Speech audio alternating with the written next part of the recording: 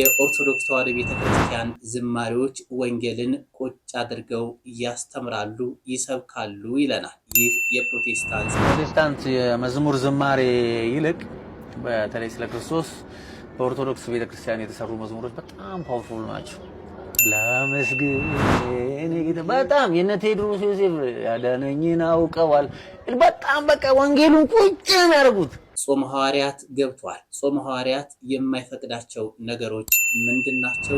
ከጾሙስ ምን እንጠቀም? በዚህ ጾም ወደ ኃጢአት ወደ ክፋት የምንሄደውን ነገር ትተን ከነገ ጀምሮ ከልባችን ንጹህ ደገኛ መሪ ስጠን፣ ደገኛ አባት ስጠን፣ ካህን አታሳጣን፣ ታቦት አታሳጣን፣ ስጋው ደሙን አታሳጣን፣ ሀገራችንን ያለ መሪ እንዳታስቀርብን፣ ሀገራችን እንዳትበተን ጠብቅልን፣ ቤተሰብ እንዳይበተን።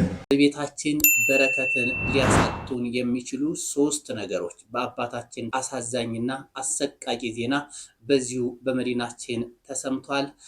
የሁለት ልጆች እናት የሆነችው ወጣት የጽዳት ሰራተኛ በስራ ላይ ያለች በመኪና በከፍተኛ ፍጥነት ተገጭታ ስትሞት አሽከርካሪው ለ40 ሜትር ያህል ጎትቷት ጥሏት ተሰውሯል። ግንቦት 21 ቀን ከጠዋቱ 11 ሰዓት አካባቢ በአዲስ አበባ ልደታ ወረዳ 9 እጅግ አሳዛኝና ልብ ሰባሪ የትራፊክ አደጋ ተከስቷል።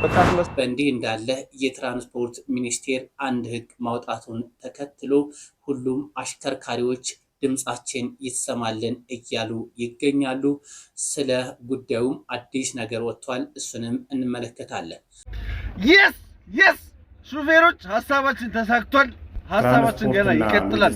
ስሙልኝ ሁሉንም የኢትዮጵያ ሹፌሮች ኤስዲኤስ በተባለ ካምፓኒ በኩል ሼር ኮፒ ሊንክ ሪፖስት ያደርጋል። እንደገና ፈትኜ ሪፖስት እንዳትረሱ ላይክ መንጃ ፈቃድ ሰጣቸዋለሁ ብሎ ያመጣውን ሐሳብ ከሁሉም የሶሻል ሚዲያ ዌብሳይቶቹ ላይ አጥፍቷቸው አደረ።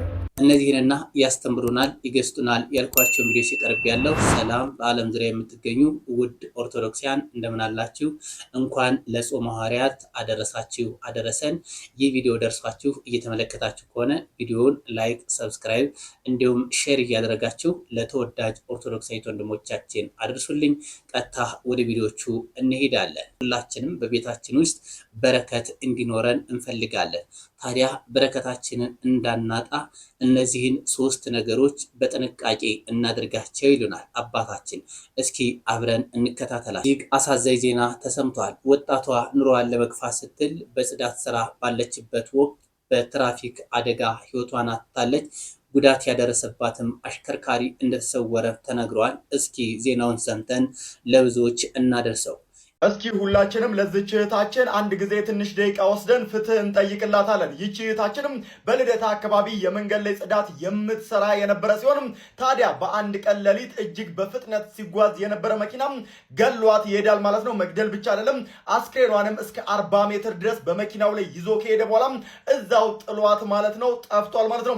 ይሄ አሽከርካሪ እስካሁን ድረስ በቁጥጥር ስር እንዳልዋለ እየተነገረ ሲሆንም ይቺ ታዲያ ሁለት ህፃናትንና እንደዚሁም አረጋውያን ጨምሮ ቤተሰቧን የምታስተዳድር እጅግ ጎበዝ የነበረች ልጅ ነበረችም። ነገር ግን በድንገተኛ ሁኔታ ህይወቷ ማለፉ ብቻ አይደለም፣ ገዳዩዋ እስካሁን ድረስ አልተያዘም።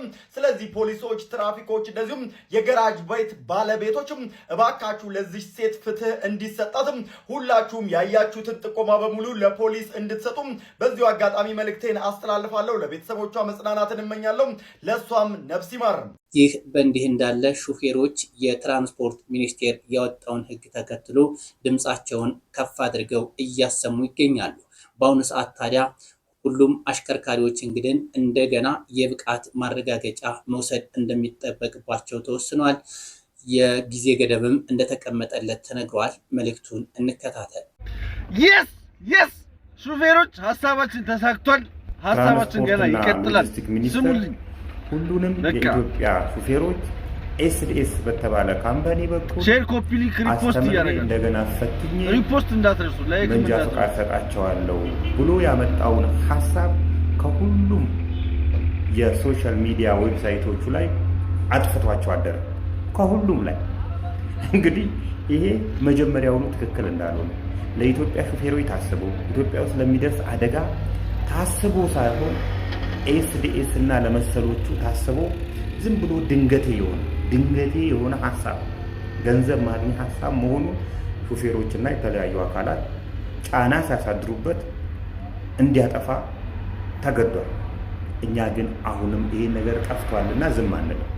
ምክንያቱም የትራንስፖርትና ሎጂስቲክስ እንደሰማችሁት ነው። የመንግስት መስሪያ ቤት ሰማ የመንግስት መስሪያ ቤት ጀማል የቂጥ እንዳስገባቸው ታውቃላችሁ አይደለ?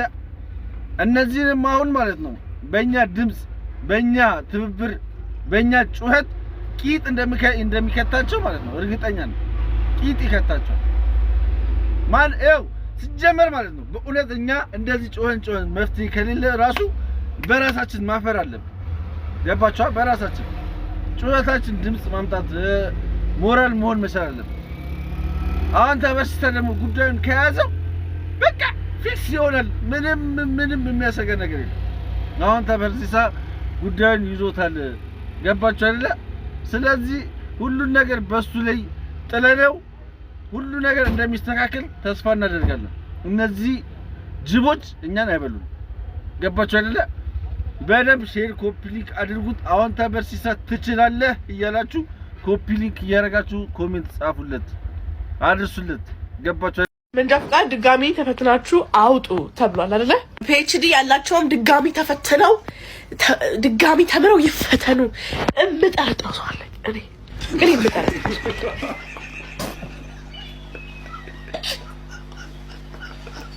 የሹፌሮችን የብቃት ምዘና አስመልክቶ እንግዲህ አዲስ መረጃ ተሰምቷል።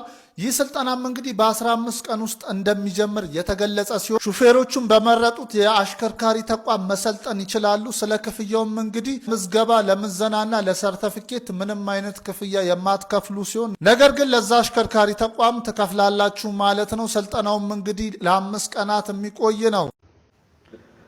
ቤታችሁ ውስጥ ያለውን በረከት የሚያበሩ 3 ስህተቶችን እነግራችኋለሁ። ቪዲዮውን አስተማሪ ነው ብላችሁ ካመናችሁበት ሌሎችም ይማሩበት ዘንድ አካፍሉት።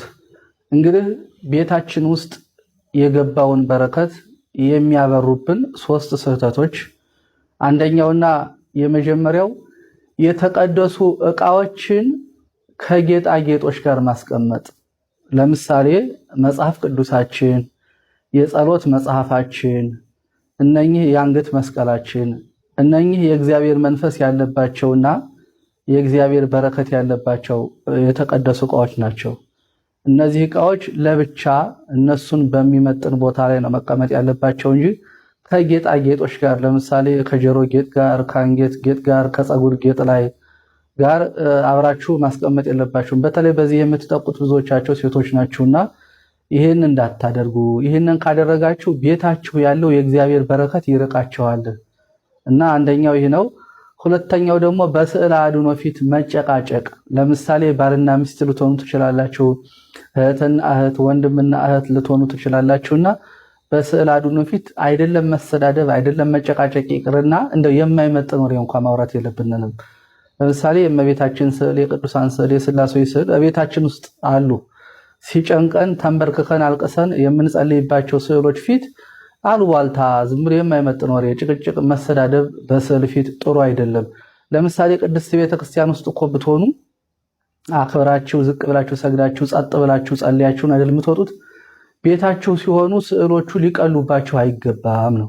ልክ ቤተክርስቲያን ውስጥ ያለውም ስዕል ቤታችሁ ውስጥ ያለውም ስዕል አንድ ነው። ሲጀመር ስዕል አድኖ እንደው ለብቻ የጸሎት ቤት ሰርታችሁ ለብቻ ቢቀመጥ ጥሩ ነው። የመጀመሪያው ክብራቸውን በሚመጥን መልኩ አይ እንደው ቤታችን ጠባብ ነው የምንኖረው ኪራይ ቤት ነው ካላችሁም እንኳን ለብቻ መጋረጃ፣ ትንሽ መጋረጃ ጋርዶ ለብቻ ማስቀመጥ ነውና ከስዕል ፊት በተለይ መጨቃጨቅ ጥሩ አይደለምና ይሄ የእግዚአብሔርን በረከት ከቤታችሁ የሚያርቅ ስለሆነ በስዕል አድኖ ፊት አትጨቃጨቁ።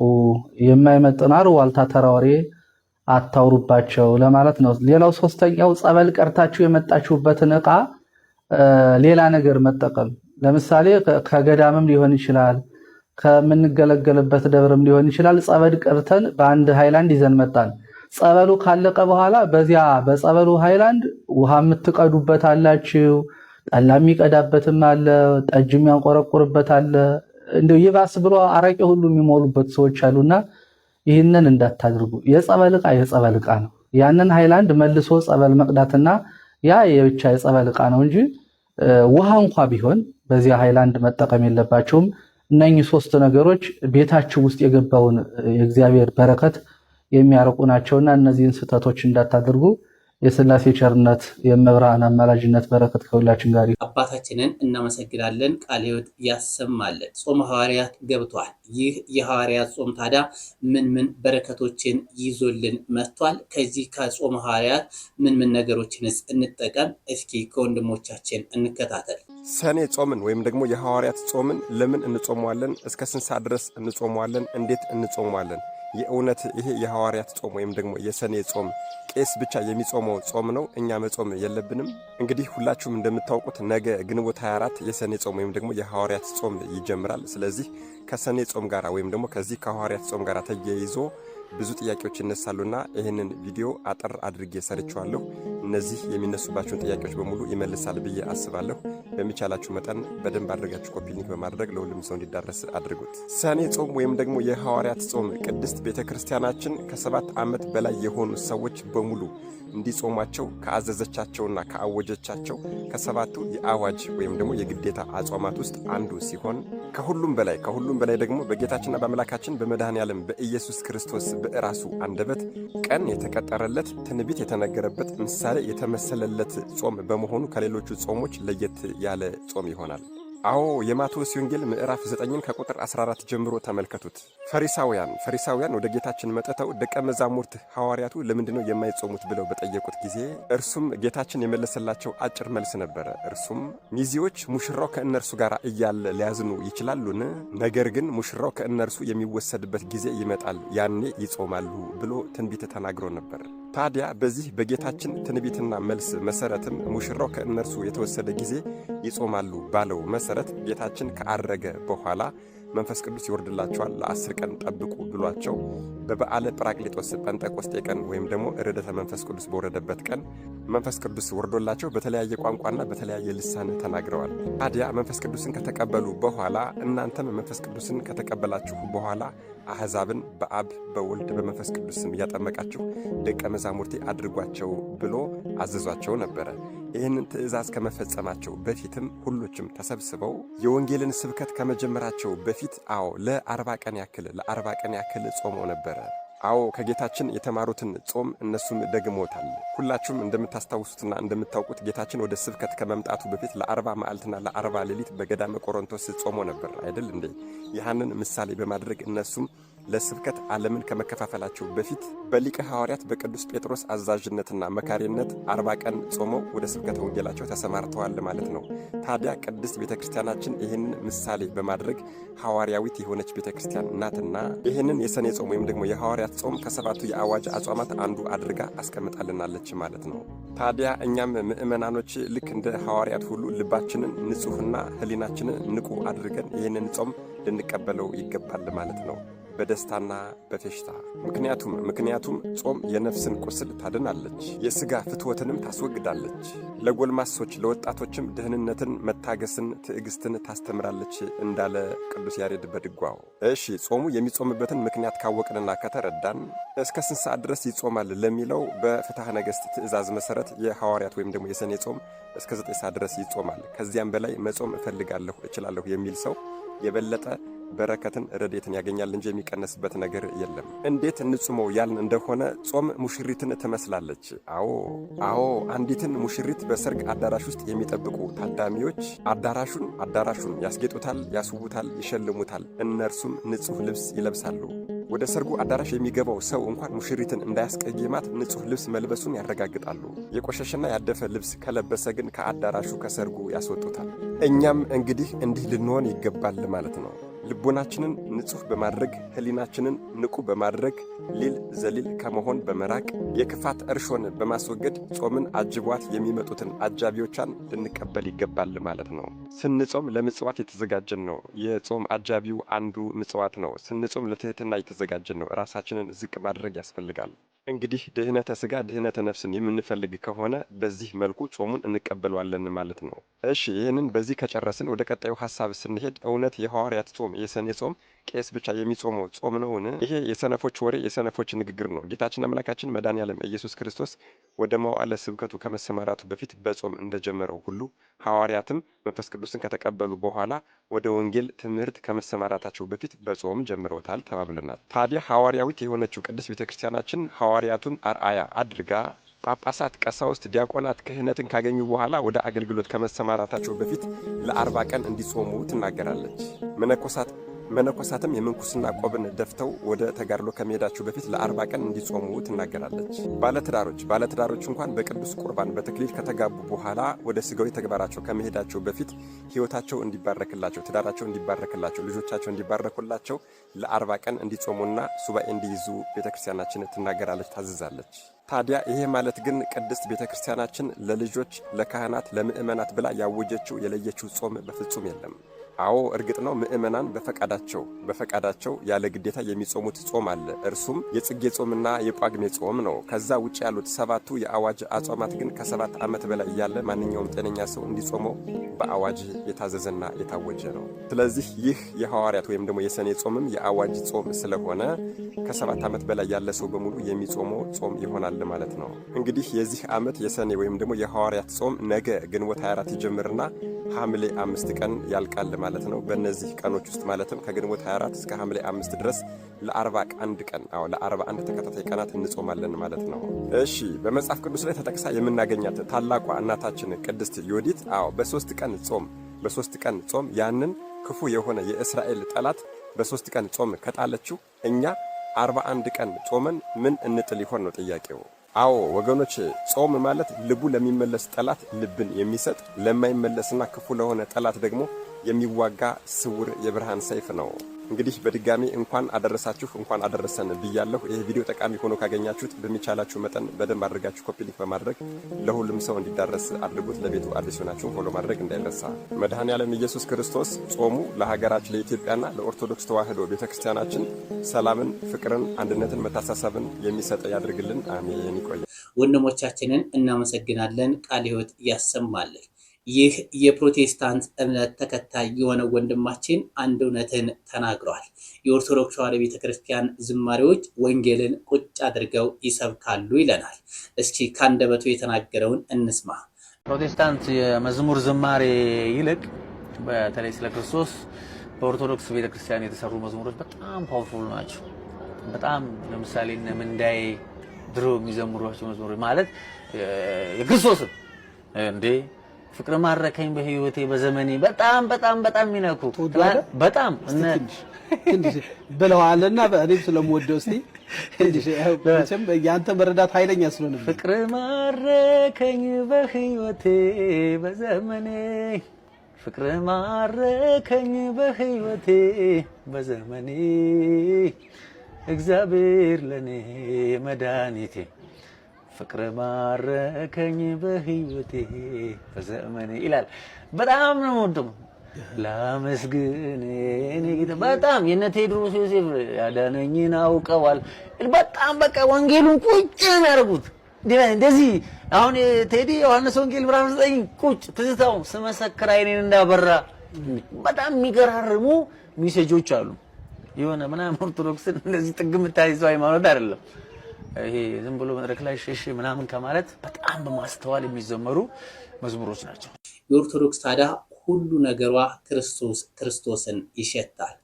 እሷም ልጆቿ ክርስቶስን እንድንመስልላት ሁሌ ዕለት ቤተክርስቲያኗ ትጥራለች። ታዲያ ለምን በውጭ ሆናችሁ ትደመሙባታላችሁ? ለምንስ በስርቆትስ ትጠረጠራላችሁ? እዚሁ ቤታችሁ መታችሁ አዘምሩ። ከኦርቶዶክስ ተዋሕዶ ቤተክርስቲያን ምንም የጠፋ ነገር የለም። መታችሁ አብረን ክርስቶስን ብናመልክ ደስ ይለናል። ነፍሳችሁንም ብታድኑ ደስ ይለናል።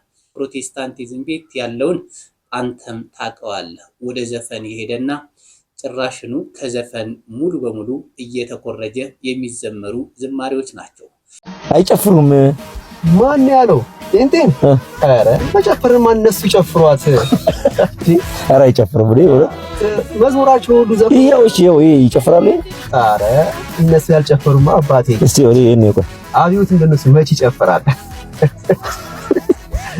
አብዮት ተዘዋጅ አባቴ እስኪ ያው ጭፈራንም እነሱ ይጨፍሯት ስንቀናውላ እኮ አይጨፍሩም ዘፈነ እንትን አይሉም እነሱ ማሰልጠኛውን የላቸውም ብለሃል ፓስተሮቹን እየሰበሰበ የሚያሰለጥን አባቴ እንደዚህ እስኪ ያጨፈሯት ወይ ዛሬ እኔ ግን አይጨፍሩም ባይ እነዚህ ቪዲዮዎች ውስጥ የሚያቸውና ሰው ይፍረድና ይፍረድ ይሄው አንደኛው ቀጥል አባቴ ከዚህ በላይ ምን ይጨፍራል? ኧረ አይጨፍሩም። እኔ አሁንም አይጨፍሩም ባይ እኔ አሁንም አይጨፍሩም። ከዛኛው ገና መቼ ጀመረ?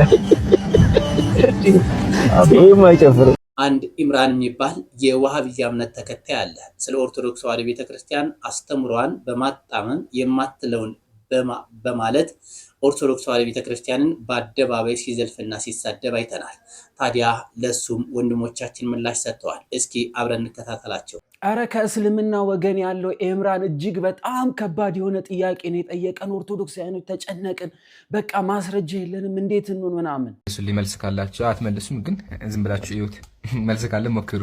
እሺ የሉቃስ ወንጌል ምዕራፍ 23 እንደዚህ ይላል። 6 ሰዓትም ያህል ነበር፣ ጨለማም እስከ 9 ሰዓት ድረስ በምድር ላይ ሆነ። ቀን ላይ ጨለመ፣ ቀኑ ጨለመ ይታያችሁ። ፀሐይም ጨለመ አለ፣ ፀሐይ ጨለመች። ይሄ ትልቅ ተአምር ነው አይደለ? ትልቅ ተአምር ነው። ግን ጥያቄያችን ምንድነው? ይሄን ተአምር እንደው ከመጽሐፍ ቅዱስ ውጭ ያየ አለ? ከመጽሐፍ ቅዱስ ጸሐፊያን ውጭ ማለት ነው። ለምን ፀሐይ ጨለመ ማለት ትልቅ ነገር ነው አይደል? ሁሉም ሰዎች ማየት አለባቸው። በታሪክም መዘገብ አለበት። እሱን ተውትና ታሪክ ላይ የመሬት መንቀጥቀጥ ራሱ ይመዘገባል። ግን እንደው ቀን ጨለማ የሆነበት ታሪክ ተመዝግቦ ያውቃል? ፀሐይ የጨለመችበት ካለ እስቲ ያሳዩኝ። አዎ መልስ አለን። መልሱን ደግሞ ከዚህ በኋላ ያለውን ተመልከተው። ፌልጎን የተባለው ይህ አረማዊና እምነት ያልነበረው ስለ ክርስቶስም ስለምንም ነገር የማያውቅ የነበረው ይህ ሰው በ202 ኦሎምፒክ ውድድር ላይ በተከናወነው ክዋኔ ላይ የተከሰተውን እጅግ የሚያስገርም ነገር እንዲህ በማለት መዘግቦ ነበረ። ኦሎምፒደስ በተሰኘው መጽሐፉ ባለ 16 ጥራዝን ጽፎልናል። ይህን የጻፈው መጽሐፍ ከ776 ዓመተ ዓለም ከክርስቶስ ልደት በፊት የተጀመረውን የኦሎምፒክ ውድድር ላይ የተከሰቱ ታላላቅ ክስተቶችን ጽፎ ነበረ። ጌታችን መድኃኒታችን ኢየሱስ ክርስቶስ በተሰቀለበት ዘመን 202ኛው የኦሎምፒክ ውድድር ይከናወን ነበረ። እንዴት እንደመጣ ልንገርክ። 202ኛው የኦሎምፒክ ውድድር እንዴት እንደደረሰ ምናሰላው 776 ዓመተ ዓለም ከክርስቶስ ልደት በፊት የነበረውን 33 ዓመት አንድ ላይ ስንጨምር 809 ዓመት ይመጣል። 809 ዓመትን ኦሎምፒክ በየ4 ዓመቱ ይከናወናል። ለአራት ታካፍለዋለህ። ስታካፍለው ክርስቶስ በተሰቀለበት በ33ኛው ዓመት ላይ የ202ኛው የኦሎምፒክ ውድድር 4ኛ ዓመት የመዝጊያ ውድድር ላይ ነበሩ። ያቺ ሰዓት ላይ የተከሰተችዋን ታዲያ ፌልጎን እንዲህ በማለት ይጽፏል። የምጽፍልህን ጽሑፍ ከስር ተመልከተው። በአማርኛው ስንተረጉመው እንዲህ ይላል። ቪዲዮን ሙሉ ላርግልህና አብረኸኝ አንብበው። በ202ኛው ኦሎምፒክ በ4ኛው ዓመት ከዚህ ቀደም ታይቶ የማይታወቅ ታላቅ የፀሐይ ግርዶሽ ጨለማ ሆነ። በቀን በ6 ሰዓት በቀን እኩለ ቀን ላይ ቀኑ ተለውጦ ሙሉ በሙሉ ጨለማ ሌሊት ሆነ። ከዋክብትም በሰማይ ላይ ታዩ። በቢታንያ ታላቅ የመሬት መንቀጥቀጥም ሆነ። በኒቅያ ብዙ ቤቶች ወደቁ። ሌላ ማስረጃ ልጨምርልህ። ታላቁ ሄሮድስና የኢየሱስ ዘመን ስሌት ታሪካዊ እና አርኪኦሎጂያዊ ማስረጃዎች በጄርዳን ጄርቱክስ የተጻፈ መጽሐፍ ነው። በአንደኛው ክፍለ ዘመን የኖረው ሳምራዊ የታሪክ ጸሐፊ ታለስ ሄስትሮይስ በተሰኘው መጽሐፉ በሶስተኛው ጥራዝ ላይ የተናገረው ጁሊየስ አፍሪካኖስ በ220 ዓመተ ምህረት አካባቢ ጠቅሶ እንደሚከተለው ሰፍሯል። ዓለም ሁሉ ላይ እጅግ አስፈሪ ጨለማ ወደቀ። በድንጋዮችም በመሬትም መንቀጥቀጥ ተሰነጠቁ። በይሁዳም ሆነ በቀረው ዓለም ያለ ብዙ ቦታ ገረሰሱ፣ ፈረሱ በማለት ይናገራል። የጥሬሌሱ ፌልጎን ደግሞ እንዲህ በማለት ጽፏል። ዩሱቢሊዮስ የተሰኘ ዘጋቢ በተለየ አኳን የጻፈው ነው። ትክክለኛ ቀኑን በመጥቀስ እንዲህ በማለት አስፍሮታል። በ202ኛው ኦሎምፒክ 4ኛው ዓመት ላይ ግን ከዚህ ቀደም ታይቶ የማይታወቅ እጅግ ታላቅና ድንቅ የሆነ የፀሐይ ግርዶሽ ጨለማ ሆነ። በ6ኛውም ሰዓት ቀኑ ወደ ጨለማ ሌሊቱ ተቀየረ። በዚህም ምክንያት ከዋክብት በሰማይ ላይ ታዩ። በቢታንያ የሆነው የመሬት መንቀጥቀጥ የኒቅያ ከተማ በርካታ ህንፃዎችን አፈራረሰ በማለት ያስቀምጣል። ይህ ከመጽሐፍ ቅዱሱ ጋር አንድ አይነት ሆኖ እናገኘዋለን። እስኪ ኤምራን ወደ ጠቀሰው መጽሐፍ ቅዱስ ክፍል እንሂድና ከነዚህ የተለየ ነገር ጽፏል እንመልከት። የሉቃስ ወንጌል ምዕራፍ 23 ከቁጥር 44 እስከ 45 ከ6 ሰዓት ጀምሮ እስከ 9 ሰዓት ድረስ በምድር ላይ ሁሉ ጨለማ ሆነ፣ ፀሐይም ጨለመ፣ የቤተ መቅደስ መጋረጃ ከመካከሉ ተቀደደ ይላል። እንግዲህ ይህን ይመስላል መልሶቻችን። ወንድሞቻችንን እናመሰግናለን። ቃለ ሕይወት ያሰማልን።